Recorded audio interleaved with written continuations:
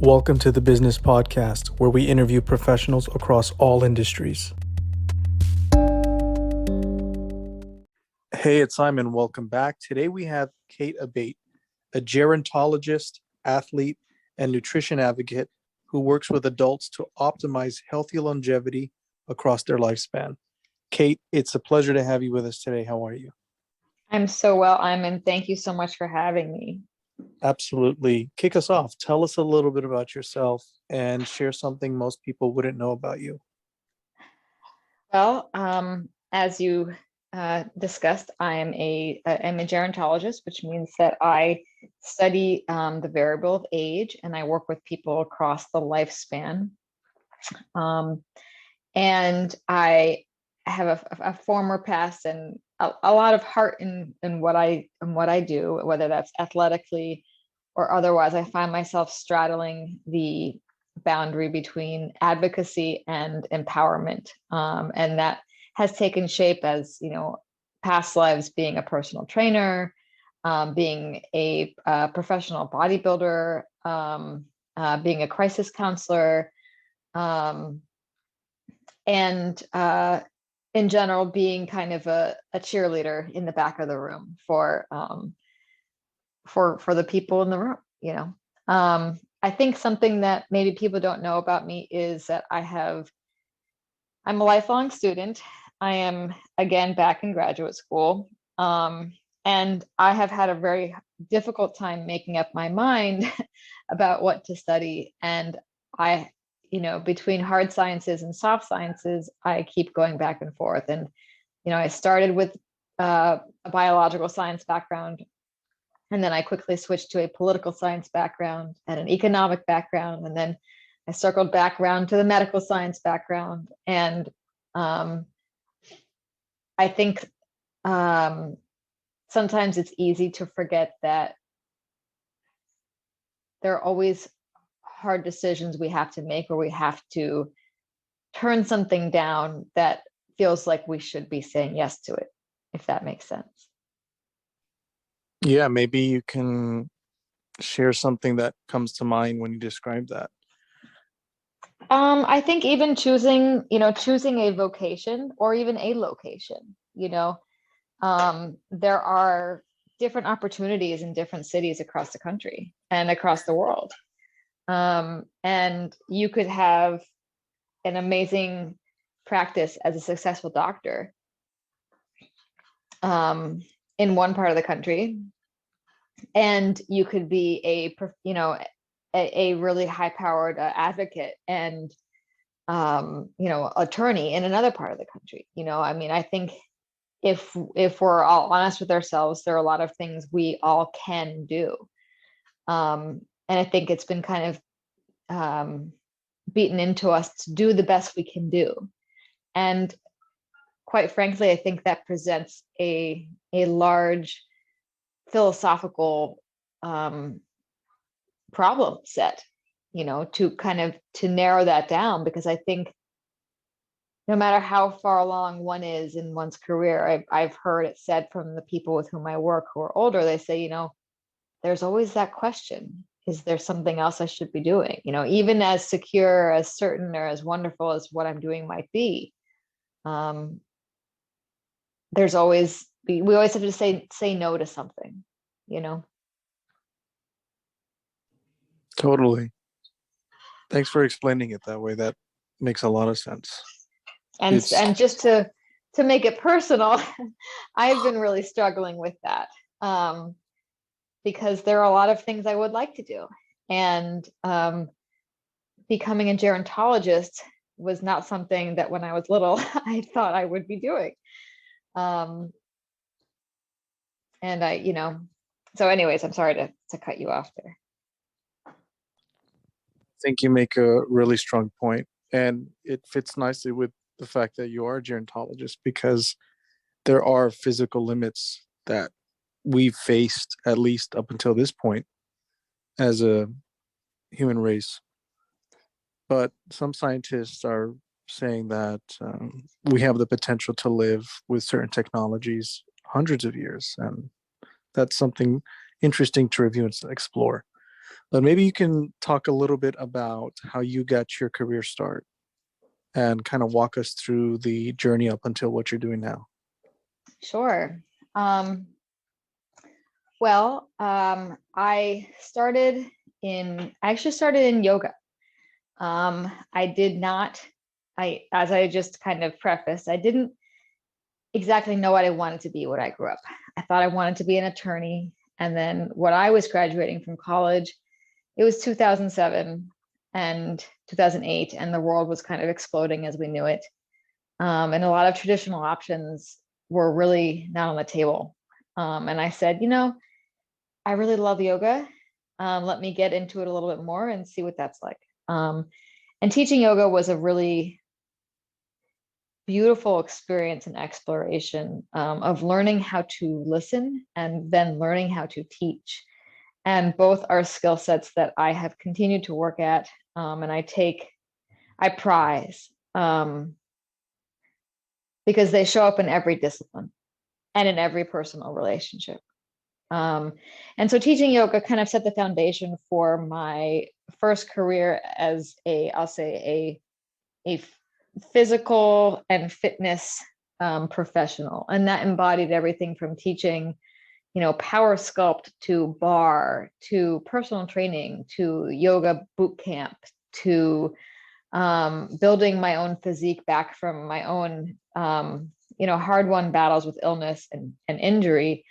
And getting on the stage and conquering some of my, inner demons by building a muscular physique, and then ultimately competing to turn to be an IFBB bikini pro, and then ultimately winning that, and becoming an Olympian, and reaching some athletic goals in my 20s and early 30s that, frankly, as I'll say as a talented athlete in high school, I didn't know where that was going to go. There's a limit. And as we just discussed, this is part of gerontology, which is kind of accepting limitations to certain things with grace and moving forward and seeing what the next step might be. And I think a lot of us were athletes as children. And then we get to a certain point in that road where either the level of play becomes so high that few of us can enter, or there's just no financial gain to be had. It's not viable, or our bodies give out, and I think a lot of young people are kind of devastated when their athletic pursuits and everything they've done up until that point in their life, self-worth and identity and hard work, are kind of become obsolete in a sense. And that's where I found the gym to be really soothing, and to kind of transition that skill set into bodybuilding and weightlifting and building muscle and performance and physique. And I did that for a while, and then I started my own business, and I helped. The reason I started my own business was to help others to find their inner strength, because as a young child, and it was never anyone in my family, but I experienced some sexual trauma as a young child, and then throughout my early adulthood. And it was always very important for me to learn to own myself and to own my physical body. And I did feel like I made strides with that through bodybuilding. And that's where the deeper connection came through. And I do believe that through physical strength, we can learn to manage and cope with our other scars. And that journey has led me to where I am now in gerontology, because the physical is one layer, and then there's the emotional, there's the psychic, there's the spiritual, there's the mental, there's the financial, there's all types of nourishment that we need. And that level of nutrition, that level of nourishment changes, our needs change as we go through life. And I personally don't think we are very well prepared to embrace those changes. And so I began studying age, and that's why I'm in gerontology now. So when it comes to some of the invigorating or exciting realizations you had while being a student of gerontology, what comes to mind?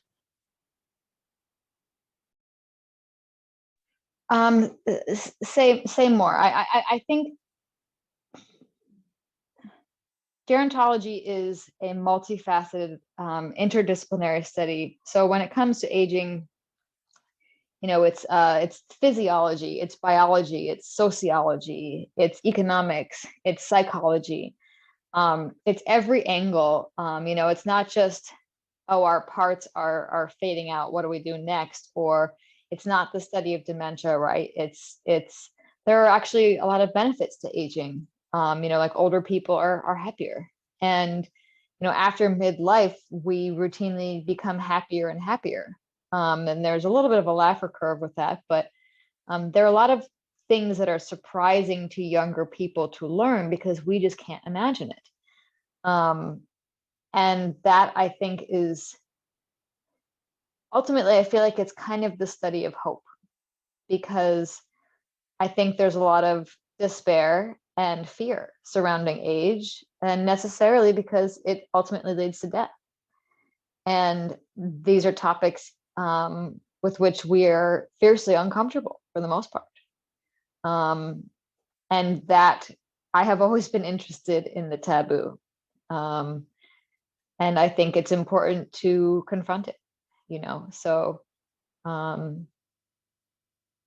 it's profoundly moving to study within gerontology, because it's really impossible to go through these classes without having an emotional experience alongside the material, because it's not just academic.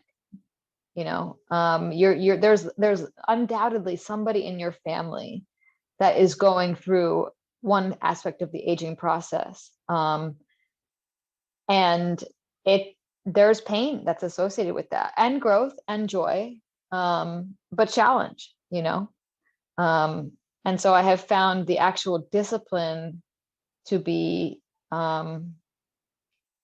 to force emotional growth, and I really appreciate that. So you touched upon a number of interesting topics that will be good to unpack. And you mentioned the idea of how your physical strength helps you to manage and cope with past challenges. Maybe you can talk about those benefits of developing physical strength and what you've seen it do, maybe not only with yourself, but with the clients that you work with. Absolutely. I think oftentimes we see the external and the exterior, and we focus on the benefits that are more superficial. And as a segue, I do study vanity specifically, and vanity has a strong utility for health motivators. But on a separate, deeper level, we have to cultivate within ourselves a certain level of discipline in order to push through two things. One of those things is challenge, the other is boredom. And whether it's at the gym or with nutrition or with passing the bar exam, to get past a certain level of success in any of these areas of life, we encounter challenge or boredom. Like lifting weights is not necessarily difficult, but one might argue it's really boring. You're doing the same thing over and over and over again. Now, I love it. I find it meditative. I find it, melodical, rhythmic, but there are a lot of people who just can't stand it. And in order to reap the benefits of having strong bones, one thing we say in gerontology is that aging is not, it is not a disease that kills us, it's frailty. And being strong, and whether that's emotionally strong or physically strong, is what the survivorhood of growing old entails. And starting with the gym and building that strength within oneself, and then physically experiencing and then seeing strength that's built from within, is a very powerful process that my clients, I see it every day when I train someone personally. And it's so rewarding to see them come in kind of with their head hung low, with what a friend of mine calls "I hate myself" posture, with your shoulders slouching, and someone honked at you on the street, or somebody said something rude, and you just don't feel your best. But when you walk out of that session, I hope, and often it's the case, that my client, her head is a little bit higher, her chest is a little bit higher. She feels good about herself. She was able to say, okay, I got through that workout today. On to the next thing. I can do this, therefore I can do anything else. And that's powerful. Is there a story that comes to mind of a success you've had with a client who appeared to be struggling a lot, but was able to unlock that strength of theirs? Sure, absolutely. I'll say one client of mine, she's a very close family friend now, but she came to me and she had more than 50 pounds to lose. She was being turned down left and right from medical school, and she was getting a really hard time from her parents about her weight and what she was doing with her life. And she wasn't finding partnership easily. And even her friends were starting to pick on her a little bit. And she just felt so down about herself. And she felt like she couldn't do anything. She felt like she kept trying and trying and just wasn't happening. And we worked together 3 or 4 times a week, each for more than an hour. And she would come and she'd say, I don't want to do that. And then she would do it. And, she lost 50 pounds.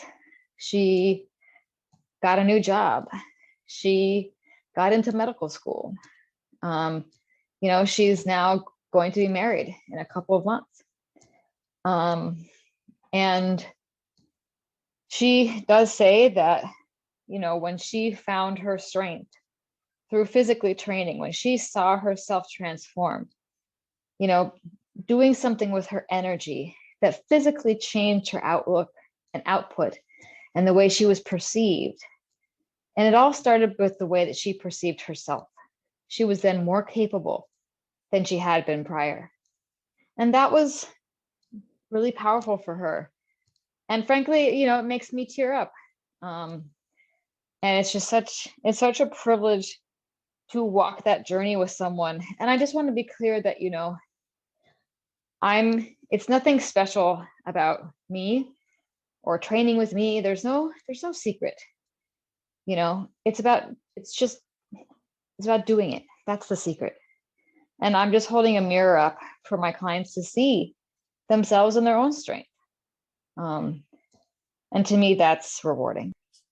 Yeah, it sounds extremely encouraging from where she was in comparison to her goals and where she is now. So congrats on helping her, but also being able to experience that transformation yourself and see that happen before your eyes. Yeah, When thank it you. comes, It's all her. right. Well, when it comes to things that excite you at this point in time about the work that you're doing, the concepts that you're learning and applying and practicing, what comes to mind? I would say renewment. So renewment is a word that was made up by one of my mentors. Her name is Helen Dennis. And she doesn't believe in retirement. She believes in renewment. And I think this could be true for those of us across the lifespan, not just those of us who are perhaps at what has been previously called retirement age. And it's a renewed sense of energy, fulfillment, and purpose.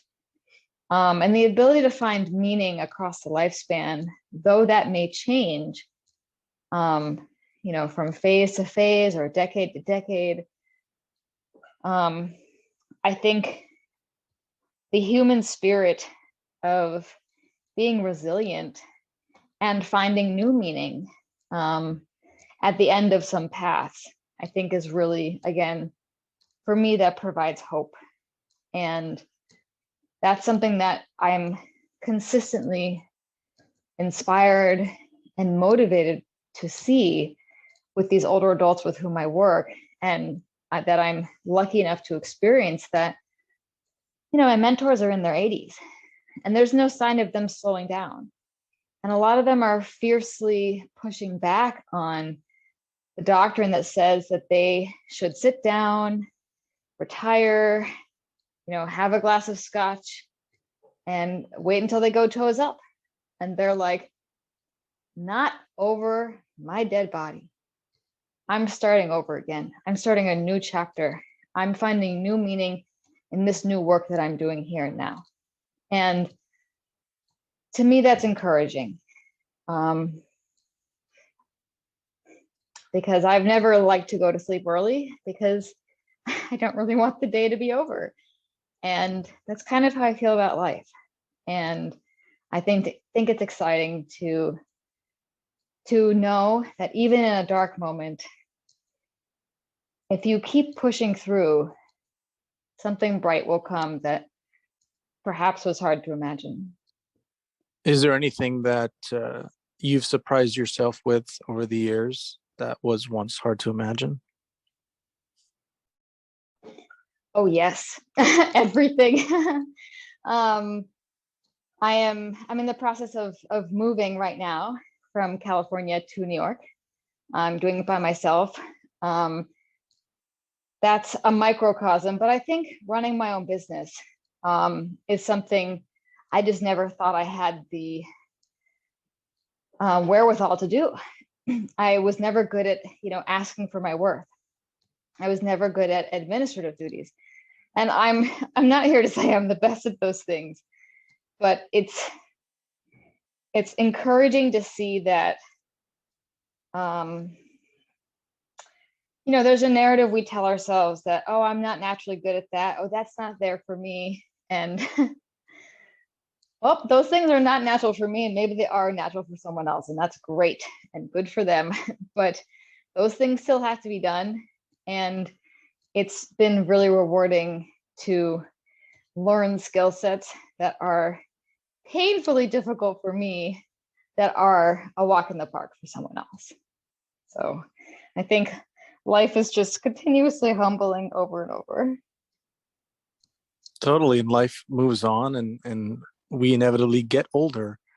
So I'm curious what you think about the future when it comes to aging, since you're in the thick of it.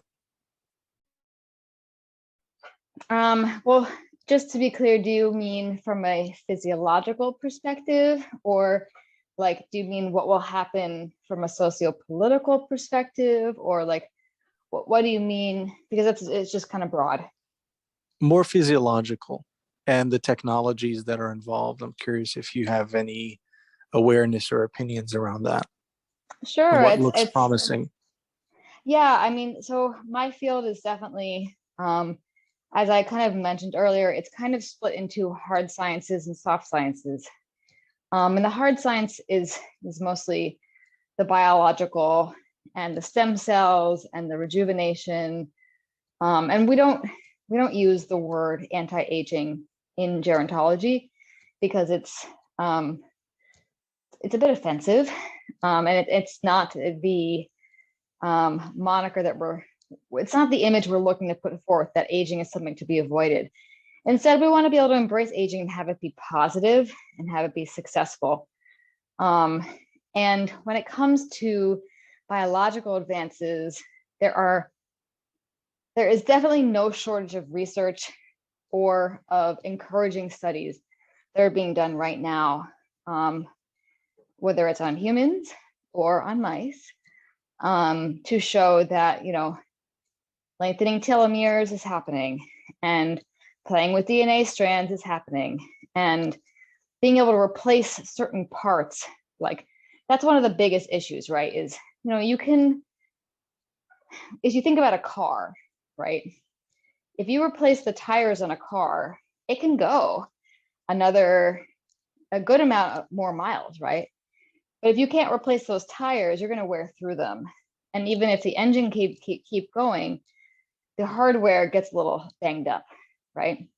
So that's kind of structurally the same issue with the human body, right? We want to make sure that our treads don't wear too thin.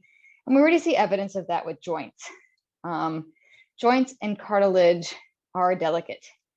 And there are certain valves within the human body as well that we don't love to think about, but like your esophagus, and some of the internal plumbing that doesn't regenerate as quickly as we might need it to. So with respect to, we can have hips replaced now. And they're making really good progress on being able to have tires available to swap out on our older models, if you will.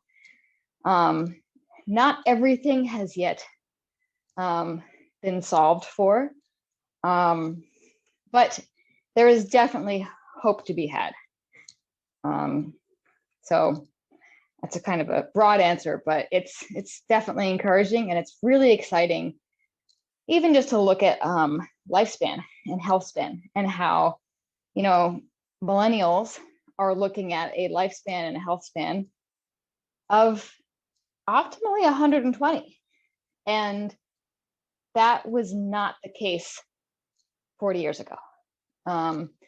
And for me, when I learned that, it kind of was stultifying, because I was like, oh my gosh, what am I going to, okay, that's another, because I was thinking, 95, that's another 25 years of utility and finances and purpose and meaning. And while it's exciting, it's also, okay, here we go.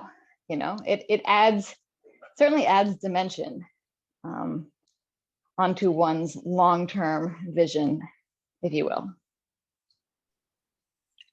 Absolutely. And given the achievements that you've had professionally and in helping people achieve their goals, you're certainly giving back to your community in a meaningful way. I'm curious if there are other ways that you get involved with that as well, perhaps in volunteering or otherwise. Thank you for saying that. I think there are always things that are meaningful to each of us, and that is certainly one for me, being able to give back. So I participate in 2 other forms of volunteer work, one of which is the group that I mentioned earlier called Renewment. And it's an older women's professional group with women who were pioneers, essentially. They had professional careers. They're now mostly in their 80s, and they are looking to start their next chapter. And I take notes and volunteer my knowledge as a graduate student, and any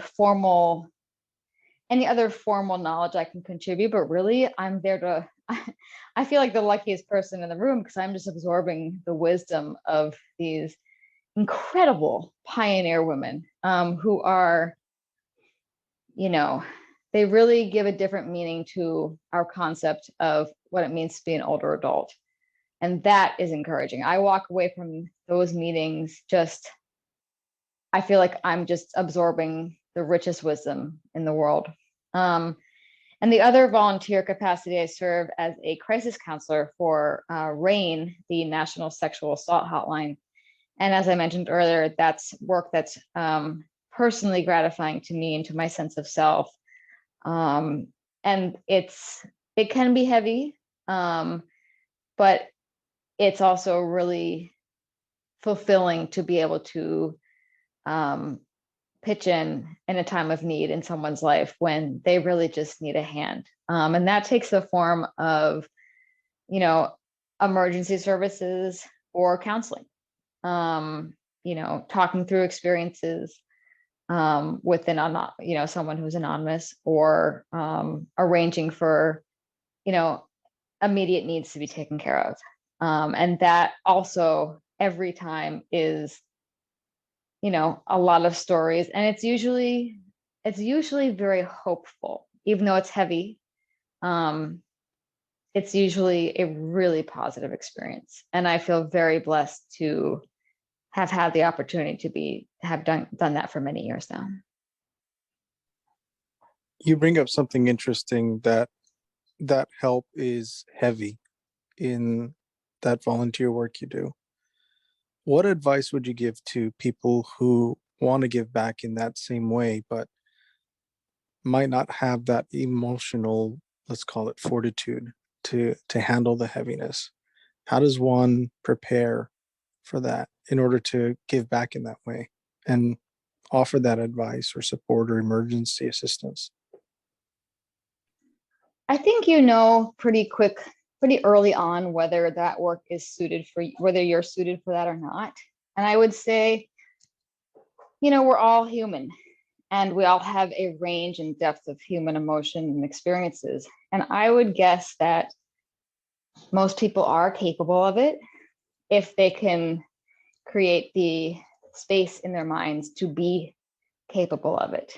Again, I don't think there's anything special about me. It's personally meaningful, and that is motivating to me. But I would say one thing that work has really informed is my ability to keep boundaries in other areas of my life, because you really have to be present at that time. And then you know when you're done, you know, like there's a reason why our shifts end and why we have short shifts, because that work does require emotional bandwidth. And I learned very quickly that, you know, if you have the bone to be a good listener and to kind of be a social worker among your friends or even in your personal life, that skill set can easily leave you drained and exhausted if you don't know how to monitor it. You know what I'm saying? Like the whole make sure you have, you know, make sure you fill your energy cup before you get on the hotline, and check yourself. Make sure you're not operating with an empty cup either, because that's when things start to get dangerous and cloudy and unclear. And I would say that the work really informs the ability to set boundaries and not the other way around. And I never would have known that. So I would encourage someone that if they feel interested in doing crisis type work, to absolutely go for it. If you could go back in time and choose a different kind of athletic endeavor or different kind of sport, is there anything that you find yourself thinking about having tried out differently? That's a very interesting question. Sometimes I think I should have taken dance all the way. I I started dance at age 3 or 2, but I was kicked out at age 3 because I was chatty Cathy. I was too talkative, and I switched to gymnastics, and then I switched from gymnastics to land sports, and I played soccer and lacrosse and track and field, and then I ultimately played lacrosse at the D3 level in college. And then I did suffer quite a heartbreak and depression when I realized, hey, you don't get to be a professional lacrosse player and also be financially sustainable. And I'm often told, you know, you have the physique of a dancer. Were you a dancer? Were you a dancer? And I danced in high school, so maybe a little bit of that. But at the same time, you know, here's that age concept. But the older I get, the more I realize, you know, the way things unfolded were the way things were kind of supposed to unfold. And I wouldn't trade my experiences as a professional bodybuilder for anything. And never even knew that was an option. So I wonder if I had known growing up. I've lifted weights since the 8th grade, on and off. But I never aspired to be a professional bodybuilder. And I think that was probably for the best. That's very cool that the question had relevance to you. So I'm glad to hear that. If we have the opportunity, or if you had the opportunity to go back in time yet again, but we extend the time span to any point in history and you could meet with anyone, I wonder who comes to mind. I think some pioneer women, like Kate the Great or Cleopatra or Eleanor D. Roosevelt or Jackie O. To have an intimate conversation with one of or some of the most celebrated female leaders, and to learn about the nuances and the limitations that they felt, the barriers that were imposed on them at that time, and also to hear their vision and their perception of themselves. We have our idea of how certain figures in history have been presented to us, but to be in that intimate moment and have that dialogue, that quiet moment, would be really special. Phenomenal. Well, Kate, it's been a pleasure speaking with you. And until next time, maybe you can share a parting thought. Likewise. Thank you so much for this opportunity. I think a parting thought would be, don't sell yourself short. And there is no secret. The secret is in the doing of things. And that's it. And thank you so much. So much. It's been such an honor. Cheers. Yeah, and have a great evening.